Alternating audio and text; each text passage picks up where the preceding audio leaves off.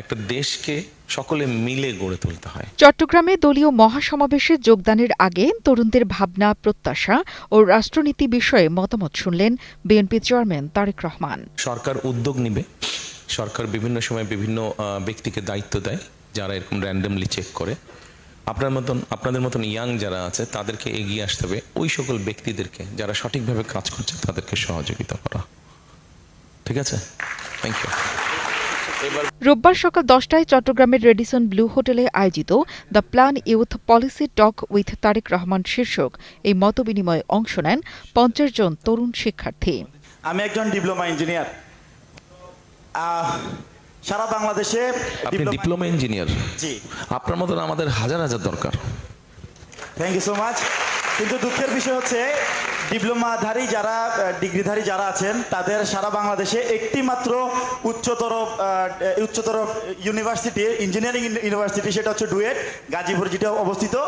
সারা বাংলাদেশে 64টি জেলায় সরকারি বেসরকারি অসংখ্য বেসরকারি পলিটেকনিক ইনস্টিটিউট রয়েছে, কলেজ রয়েছে, ভোকেশনাল রয়েছে, কিন্তু সারা বছরে প্রায় 3.5 লক্ষ কারিগরি শিক্ষার্থী পাস আউট হয়।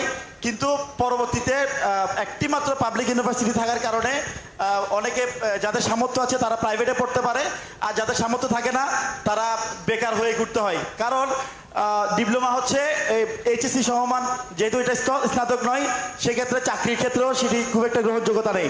এ নিয়ে আপনার পরিকল্পনা কি আছে সেটা একটু যদি জানাতে পারেন। তরুণ শিক্ষার্থীদের নানা প্রশ্ন ও মতামতের জবাবে তারেক রহমান চট্টগ্রাম নিয়ে তার উন্নয়ন ভাবনা ও পরিকল্পনার কথা জানান। প্রাইভেট সেক্টর আছে এবং আপনি ইউনিভার্সিটির কথা বলছেন। আমরা যেটা চাচ্ছি, পরিকল্পনা করছি, সেটা হচ্ছে স্কুল সিলেবাসের সাথে ক্লাস 7 থেকে 9 পর্যন্ত আমরা ভোকেশনাল যে বিভিন্ন সাবজেক্টগুলো আছে এগুলো থিওরিগুলো আমরা ইন্ট্রোডিউস করতে চাচ্ছি, এবং ক্লাস 10 থেকে 12 আমরা প্র্যাকটিক্যালগুলো যেগুলো থিওরি ক্লাস 7 থেকে শেখানো হবে, এই প্র্যাকটিক্যাল জিনিসগুলো আমরা নিয়ে যেতে চাচ্ছি। মানে প্র্যাকটিক্যাল ক্লাসগুলো আমরা তখন দিতে যাচ্ছি, প্র্যাকটিক্যাল ক্লাসগুলো ফ্রম 9 to 12 ক্লাস। আচ্ছা, ভোকেশনালটা নিয়ে কম বেশি সারা পৃথিবীতে দুঃখজনক ব্যাপার, কিন্তু আমরা পরে আবার দেখেছি যারা ভোকেশনাল পাস করে, আপনার মতন ডিপ্লোমা ইঞ্জিনিয়ার, তারা বেটার আর্নিং করেন আপনারা। কিন্তু কেন জানি সামাজিকভাবে এটার প্রতি কেমন জানি একটা দৃষ্টি দেখা হয়। আমি মনে করি এখানে যদি সরকারের এনকারেজমেন্ট থাকে এই দৃষ্টিভঙ্গিটা আস্তে আস্তে বদলে যাবে। আর আপনি যেটা মূল প্রশ্ন বললেন যে ইউনিভার্সিটি একটা থাকার কারণে, ওটাই তো বোধহয়, ইউনিভার্সিটি একটা থাকার কারণে সমস্যা। ইউনিভার্সিটি হয়তো আমরা আরও কিছু করতে পারবো, কিন্তু অ্যাট দ্য সেম টাইম যেটা আমরা করতে পারবো সেটা হচ্ছে যে ইউনিভার্সিটির বাইরে এরকম প্রাইভেট যাদের সুযোগ আছে তাদেরকে ওই ইউনিভার্সিটির সার্টিফিকেটের আন্ডারে আমরা নিয়ে আসতে পারবো।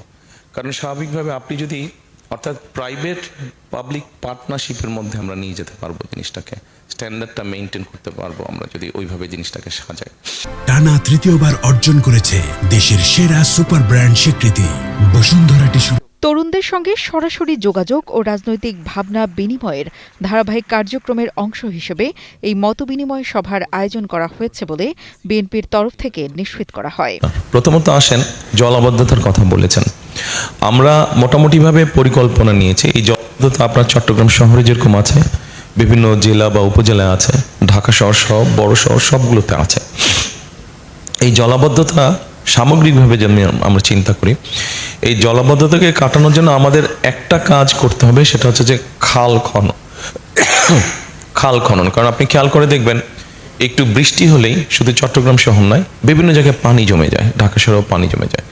পানিগুলো তো কোনো জায়গায় যেতে হবে, তো এই পানিগুলোর জন্য আমরা খাল খনন করতে চাইছি। প্রতিভাবান তরুণ তরুণীদের সাথে মতবিনিময় শেষে বেলা 12টার পর বিএনপি চেয়ারম্যান তারেক রহমান চট্টগ্রাম পলো গ্রাউন্ড মাঠে আয়োজিত দলের মহাসমাবেশে যোগ দেন।